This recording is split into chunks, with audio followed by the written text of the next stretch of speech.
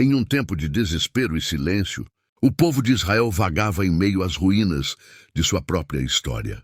O exílio havia sido longo, e mesmo com o retorno à terra prometida, os corações estavam pesados. A glória de outrora parecia um sonho distante, e o templo, símbolo da presença de Deus, era agora uma memória.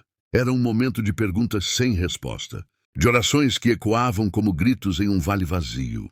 Em meio a essa escuridão, as palavras do profeta Isaías se ergueram como um sopro de esperança.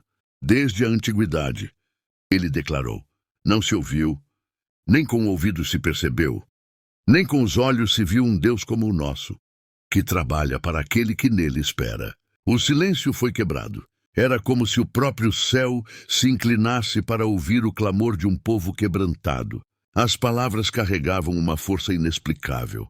Elas não eram apenas poesia, eram uma lembrança viva de que o Deus de Israel era diferente. Não era como os deuses das nações vizinhas, feitos de madeira e pedra, limitados às caprichosas exigências humanas. O Deus de Israel era invisível, mas ativo.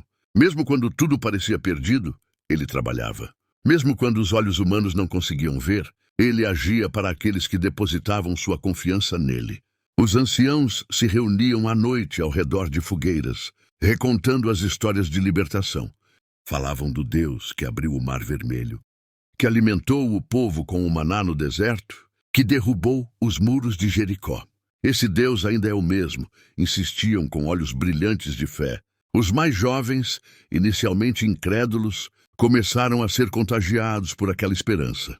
Isaías sabia que esperar em Deus era um ato de fé profundo, quase insano aos olhos do mundo. Mas também sabia que esse era o caminho para a restauração. Deus não se impressionava com palavras vazias ou rituais repetitivos. Ele buscava corações contritos, mãos que se erguiam em confiança mesmo diante do invisível.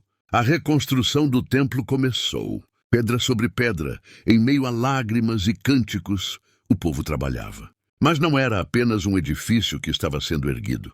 Era uma nova esperança, um novo entendimento de quem Deus era. Ele não precisava de muros dourados para agir, mas respondia àqueles que, mesmo em sua fraqueza, escolhiam esperar. Na cultura de Israel, esperar não era passivo. Era acreditar, mesmo quando as circunstâncias gritavam o contrário. Era recusar os ídolos das nações, rejeitar a segurança oferecida por alianças políticas e confiar no Deus que, desde a antiguidade, sempre agiu em favor de seu povo. Essa mensagem ecoa até hoje, nos corações dos que atravessam desertos emocionais e espirituais. Deus ainda é aquele que trabalha, invisível, mas ativo. Sua presença transcende o tempo e as circunstâncias, alcançando os que escolhem esperar, mesmo quando tudo parece perdido. Se essa história tocou seu coração, siga, curta, comente e compartilhe.